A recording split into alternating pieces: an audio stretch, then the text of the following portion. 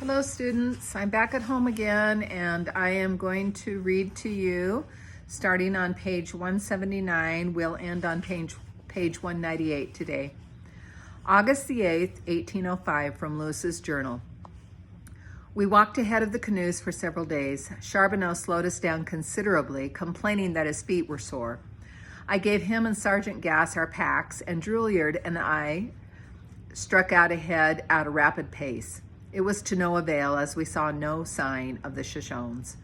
When we returned to the canoes, we found everything in disarray. Captain Clark's ankle is still in a bad way, though the infection is draining steadily, and Private Shannon has gotten himself lost once again. Drouillard and Reuben Fields went out searching for him, but neither had any luck. Not far from here is a hill the Indians call the Beaver's Head. Sacagawea tells us that this place is very near her people's summer encampment. Tomorrow I will walk ahead with Drouillard, Shields, and McNeil, and will not return until I find the Shoshones. And then back to Seaman's point of view. Shannon returned the next morning. Once again, he thought the main party was ahead of him and walked for several days upriver before realizing his mistake. He came back to camp with 3 deer skins, having fared much better than the last time he got lost. Our small group proceeded on ahead of the canoes for 2 days and saw no Indians, but their scent was everywhere, and I knew it was just a matter of time before we discovered them, or they discovered us. On the morning of the 3rd day, Captain Lewis decided to search the prairie for an Indian road, hoping it would lead us to the Shoshones. To cover more ground, he sent Drouillard out to the right and Private Shields to the left. Private McNeil and I stayed in the middle with the captain. If you find a road, put your hat on the barrel of your rifle and hold it above your head, the captain instructed. We hadn't gone far when I picked up the scent of a horse. It was very fresh. Nose to the ground, I started following it, getting more excited with every step as the scent became sharper. "Hold it, see," the captain said. I looked back at him. He and McNeil had stopped and were shielding their eyes from the morning sun. Standing on a low rise a couple miles in front of us was a mounted Indian brave. Captain Lewis took his eagle eye out and aimed it at the horse and rider. He certainly has a different look about him, and his horse is a magnificent specimen. I believe we have found a Shoshone. He handed the eagle eye to McNeil. "What do you want to do, Captain?" "We'll walk up to him and pray he doesn't run off." We walked slowly toward the Indian, and after a while he started walking his horse toward us. Under his breath, the captain said, "That's it. We are friendly." Then we drew to within a mile of one another. The Indian pulled his horse up. The captain stopped, unrolled his blanket, raised it above his head 3 times, then spread it on the ground in front of him to signal his friendly intentions and his desire to trade. But the Indian did not seem interested in the captain's invitation to sit on the blanket. He appeared to be staring at a point somewhere in the back of us. "What the devil is he looking at?" The captain turned around. Drouillard and Shields were a mile behind, walking up on our flanks. "Fools, they're going to scare him off." "I could try to holler at them to stop," McNeil offered. "No, the brave might think we're up to something and leave." The captain gave his rifle to McNeil and pulled out a handful of trinkets from his pack. "You wait here." He advanced on the Indian and held the trinkets up in the air while shouting, "Tababone, Tababone," which he understood from Bird Woman was the Shoshone word for white man.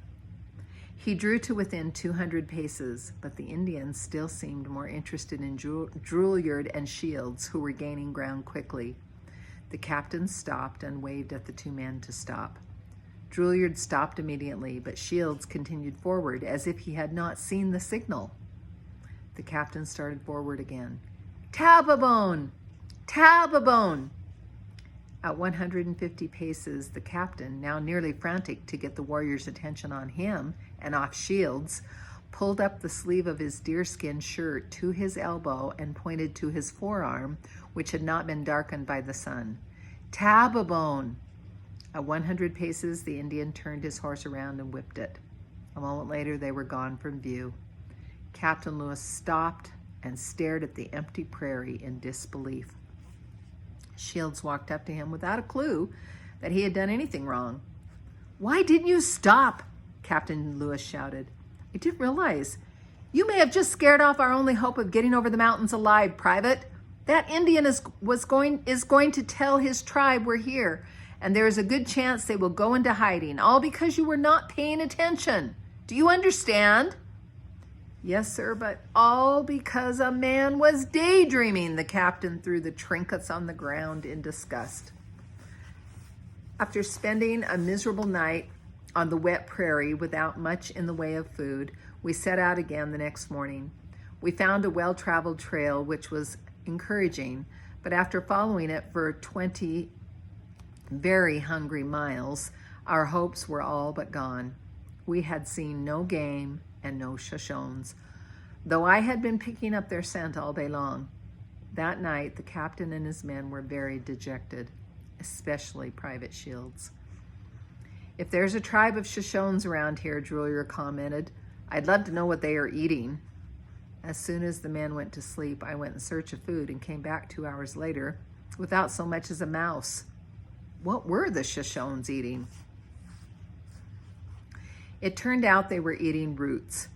The following morning, we spotted a group of 2 Indian women, an old man, and their skinny dogs in the distance.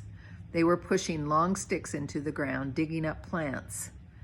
Captain Lewis gave his rifle to Shields and told the men to wait where they were. The old man ran off as soon as he saw the captain, and the women were not far behind. They disappeared behind a hill. The dogs were somewhat bolder. One of them slunk up to me. The captain tried to grab it, but it scooted out of reach. The captain wanted to tie a few trinkets around the dog's neck with a handkerchief, hoping the Indians would see them and realize our intentions were good. He made a second lunge for the dog, but missed again. The dog ran away with his tail flat against his belly like a frightened prairie wolf. The captain signaled the men to join us. "We'll follow their tracks." We hadn't been on the trail long when we suddenly came upon 3 different Indian women, not more than 30 paces away. One of them immediately ran. The remaining 2, an old woman and a youngster, sat down on the ground and bowed their heads, trembling with fear. The captain put his rifle down and slowly approached them. "Tababone," he said quietly, trying to calm them. "Tababone." When he reached the old woman, he gently encouraged her to stand. She did so, but her legs were shaking so badly they barely supported her frail body. "Tababone," the captain pulled his sleeve up. "Tababone."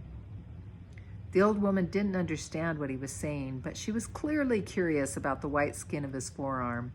The captain gave her some blue beads. The fear left her face, and her legs stopped shaking. The captain called Drullier over. "Ask her to call the girl who ran away. I suspect she's hiding nearby. I don't want her to run off and alarm the tribe until we have a chance to explain ourselves." It took some fancy hand talk, but Drullier managed to get his meaning across. The old woman called out for the girl, and a moment later she returned, out of breath from fear.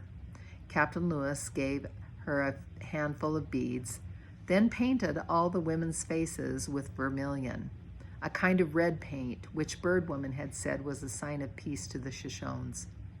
"Are they Shoshones?" Shields asked. "I believe they are," the captain said. Shields was very relieved. "Ask them to take us to their camp."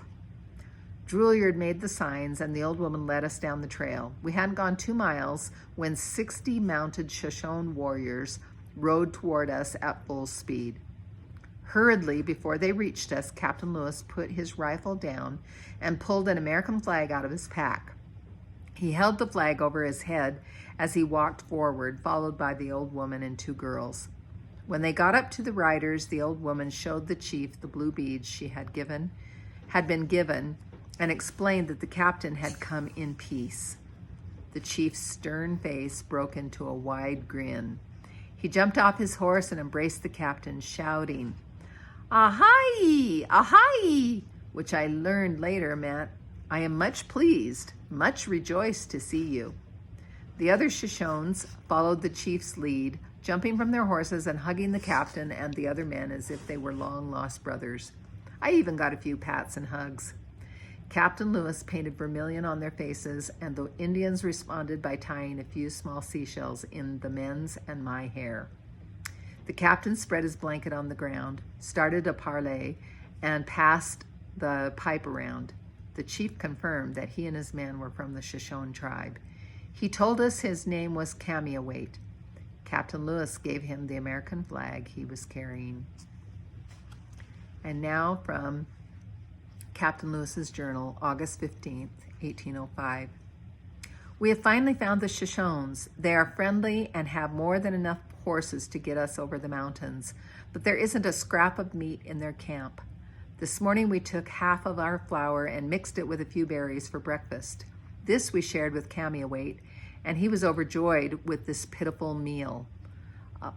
I'll delay here a few days to give Captain Clark a chance to reach the fork of the Jefferson River. Drouillard and I met with Cameawait and asked him about the route over the mountains. What he told me was very disturbing.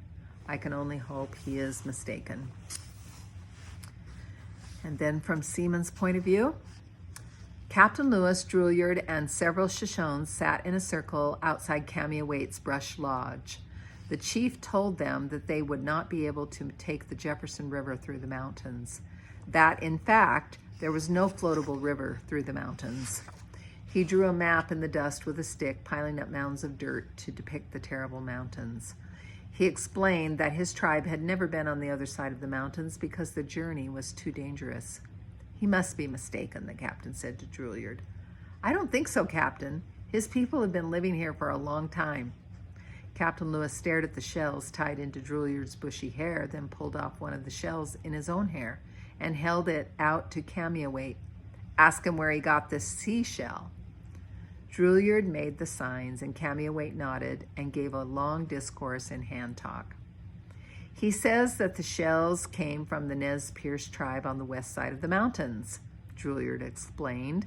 They get them from Indians downriver, who get them from Indians farther downriver. The Nez Perce and Flathead tribes come over to this side of the mountains to hunt buffalo and to trade.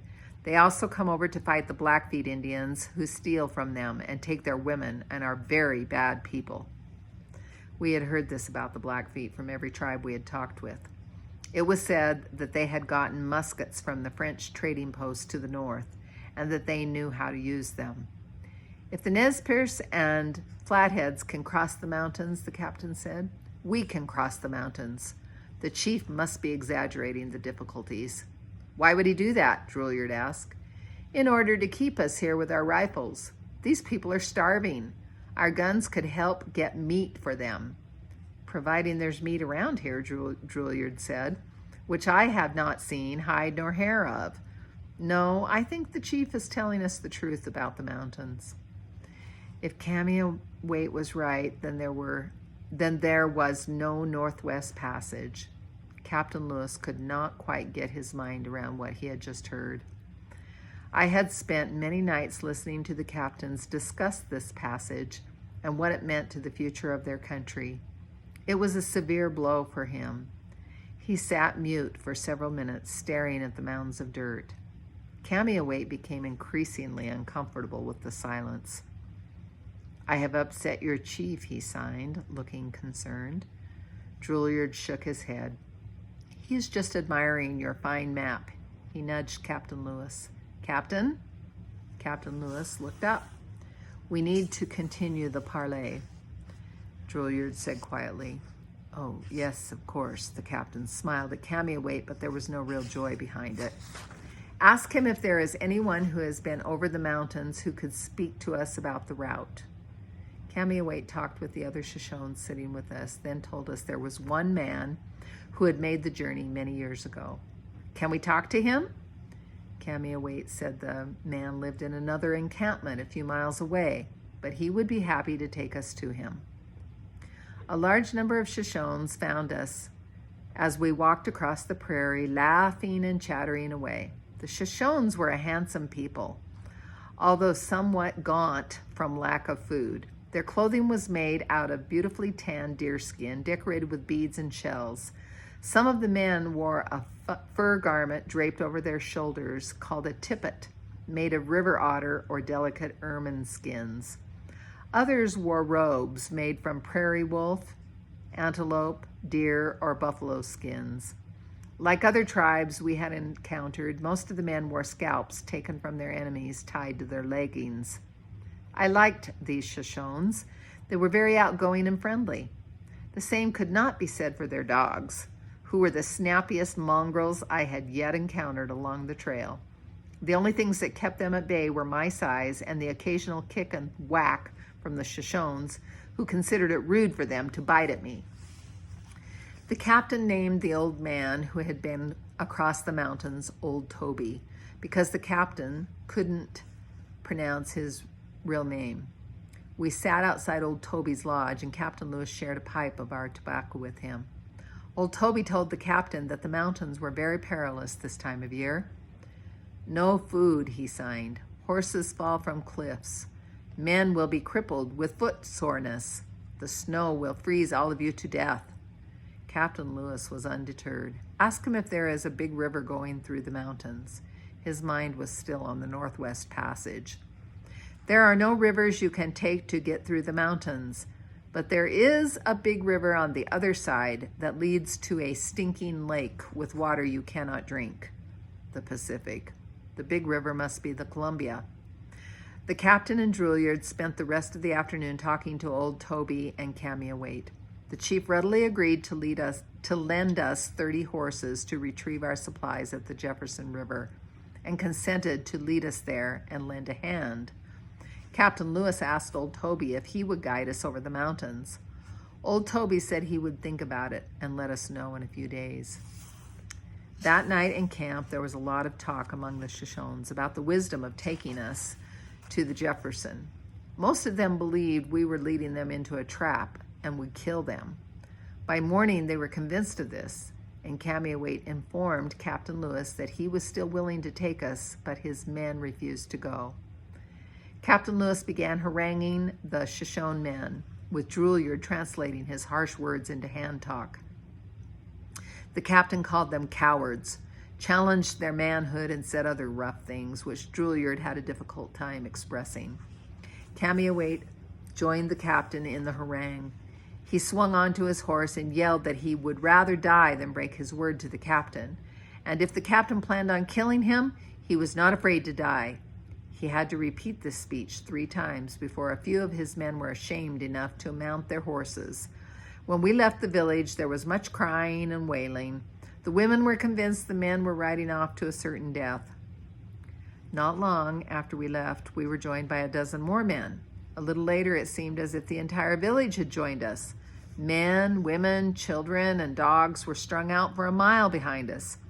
I suspected their change of heart was brought on not by courage, but by their empty bellies. They did not want to miss the chance that our rifles might get lucky.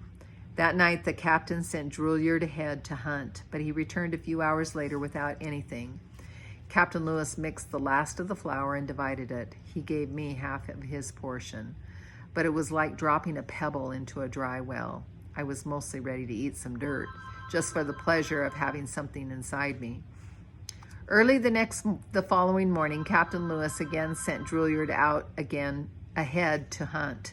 I wanted to go with him, but the captain wouldn't allow it. "You stick around, see. I don't want you chasing the game off." A ridiculous notion, but I had no choice in the matter. We waited before proceeding to give Drouillard a head start. We hadn't gone far when a Shoshone who had been following Drouillard came galloping up, screaming that Drouillard had shot a deer. The Shoshones ran in the direction the rider had come from, like the prairie was on fire behind them. Captain Lewis and I followed at a more dignified pace, although I wanted to bolt ahead. When we arrived, there was a scene I would not have believed if I hadn't seen it with my own eyes. Drouillard had stripped the guts out of the deer, and the Shoshones were at the pile like a pack of famished wolves. Blood dribbled out of the corners of their mouths as they gulped down pieces of heart, lungs, and liver. One of the braves had gotten a hold of a string of intestine and was feeding it into his mouth with one hand as he pushed the foul contents out with the other hand. They were eating my food. I was about to join the fray, but Captain Lewis stopped me. Steady, See. Better wait for them to get their bellies full or they're liable to gobble you down right along with the deer. Caw, caw, caw. Whitefeather appeared in the tree above the Indians. I barked a greeting up to him. Quiet, See, Captain Lewis scolded. You'll get your turn. The crow flew down to the ground and landed right in front of me. He allowed me to sniff him, but to my surprise, I could not pick up a single scent from his shiny feathers. I glanced at Captain Lewis, and when I looked back, Whitefeather was gone. I'll go off and see if I can get another deer, Drouillard said. McNeil had managed to save a quarter of the deer for us. We stood guard over our small pile of meat and watched the Shoshones devour every remaining scrap of flesh, including the soft part of the deer's hooves. They finished the meat, they gnawed the bones clean, bit knuckles off the ends, and sucked the bones hollow. We heard the report of Drouillard's rifle. The Shoshones ran to the sound, and the scene was repeated. A short time later, Drouillard fired again at some distance, but the Shoshones stayed put. He walked up with the third deer slung over his shoulder. The Shoshones didn't even get up. I was reminded of the wolves we had seen along the Missouri, too gorged with meat to move. Looks like our guests are full, the captain said. He began building a fire to cook our dinner. I couldn't wait and started in on the deer entrails, joined by a half-dozen ravenous Shoshone dogs. When we finished eating, our large party proceeded over to the Jefferson. As we approached the river, the Shoshones once again grew suspicious that we were leading them into a trap. They began talking of returning to their village, and one shouted that the white men had filled their bellies with meat to dole them. Chief Cameawait began taking the fur tippets from around his men's necks and putting them on our men. If we are attacked, he said, they will not be able to tell the difference between their tribe and ours. Captain Lewis, desperate to keep the Shoshones at the river, took the deception a step further by putting his cocked hat on Cameawait's head. The other men followed suit and gave their hats to the Shoshones. The captain turned to Drouillard. Tell Cameawait that our other chief will be waiting for us at the fork when we arrive. But when